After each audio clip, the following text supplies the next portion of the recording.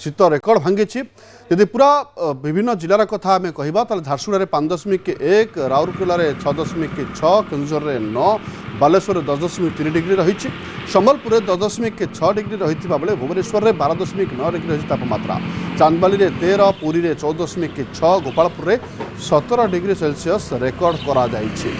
अर्थ पुणी थे हाड़भंगा शीत एवं कुहुड़ी देखा मिलूला अंपटे बर्तमान पुणी थे राज्य को फेरी हाड़भंगा शीत अर्थ 75 वर्षर रेकर्ड भांगी झारसुगुड़ार शीत अर्थ झारसुगुड़ा राज्यर सबुठ अधिक शीत अनुभूत होउछि झारसुगुड़ा तापमात्रा रही 5.1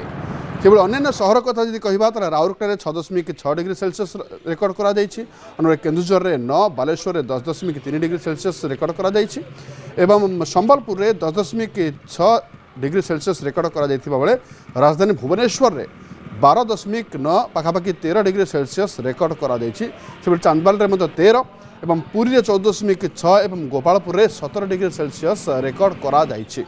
निरुपमा बेहरा मो सहित रही मो सहयोगी फोन लाइन निरुपमा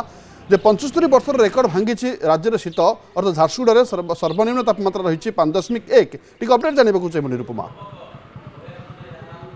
देखो लक्ष्मी जदि कहबा गत 2 रु 3 दिन हम जो भाव में पश्चिमा झड़र प्रभाव में घन कुहुड़ी सारा राज्य में देखा मिलला एवं उत्तर दिगरु पवन राज्य को प्रवेश कर पारि नथिला उत्तर दिग बदल में पश्चिम दिगरु पवन क्रमागत भाव में प्रवेश करुला जहाँ पश्चिमा झड़ बोली कह जाए तार प्रभाव में रातिर तापमात्रा स्वाभाविक ठारू अधिक रही फल शीत कम अनुभूत होता 2 दिन किंतु 2 दिन पर आम आज जदि पुणी थे देखा राज्य में शीतर प्रकोप बढ़ी बड़ी सकाळु जदि कहबा शीत सांगकू कालुआ पवन देह थराई देउछि एवं विशेषकर दिन 10टा पर्यंत कालुआ पवन एक प्रकार देह थराई देउछ बेले आगकू शीत आहरी बढ़िबो बोली पाणीपाग विज्ञान केन्द्र पक्षरु सूचना दिया जायछि किंतु सबुठारु बड़ कथा होउछि झारसुगुड़ा 5.1 डिग्री सहित सर्वनिम्न तापमात्रा रेकर्ड करा जायछि एवं आईएमडी रो तथ्य कहउछि जे 75 वर्ष मध्यरे आज दिन में 5.1 डिग्री तापमात्रा रेकर्ड हो नथिला झारसुगुड़ा सहर में तेणु झारसुगुड़ा 75 वर्षर रेकर्ड काटी शीतर एवं शीत प्रबल मात्रा अनुभूत होउछि जहाँ जना जाउछि जो भाव में कालुआ पवन देह थराई देउछि केवल शीत नुहे आगकू कोल्ड वेव बा शीत लहरी साधारण जनजीवन को अस्तव्यस्त करिबो सेहि राउरकेला 6.6 केन्दुझर 9 बालेश्वर 10 डिग्री भुवनेश्वर 12.9 डिग्री अर्थात आम यदि गत काली कथा कहबा गत काली 16 डिग्री तापमात्रा रही बेले हठात 4 डिग्री तापमात्रा खसी प्रबल शीत अनुभूत होती कालुआ पवन भी देह थराई देउछि आईएमडी पक्षरु जहाँ सूचना दि जाए आगकू शीत प्रकोप आहरी बढ़िबो जदिओ बंगोपसागर में गोटे लघुचाप क्षेत्र अच्छी किंतु तार सीधा सड़क प्रभाव राज्य में पड़ब ना कहुई तेणु आगकू शीतर प्रकोप अधिक रहा नहीं पाणीपाग विज्ञान केन्द्र आकलन कर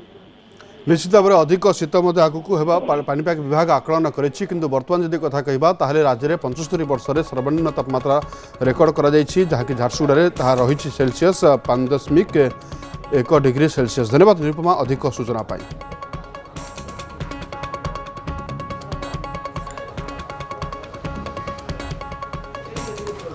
स्पष्ट चिन्हित लघुचाप क्षेत्र में परिणत है लघुचाप ओडिशा उपरे नाही सीधासलख प्रभाव एने सूचना मिली दक्षिण पूर्व बंगोपसागर और संलग्न विषुवरेखा निकटस्थ पूर्व भारत महासागर अंचल में सृष्ट लघुचाप क्षेत्र आहरी घनीभूत हो आज सकाळ 5:30 एक स्पष्ट चिन्हित लघुचाप क्षेत्र में परिणत होइछि आगामी 48 घंटा मध्य पश्चिम उत्तर पश्चिम दिग गति करी दक्षिण पश्चिम बंगोपसागर और संलग्न विषुवरेखा निकटस्थ पूर्व भारत महासागर आड़क गति कर संभावना रही यार प्रभाव में तमिलनाडु और पुडुचेरी में वर्षा संभावना रही आसंता काली तमिलनाडु में वर्षा आरंभ हो 8 तारिख बढ़ वर्षार परिणाम वर्षा हेले 2 ରୁ 3 डिग्री पर्यंत ह्रास पाइपे तापमात्रा।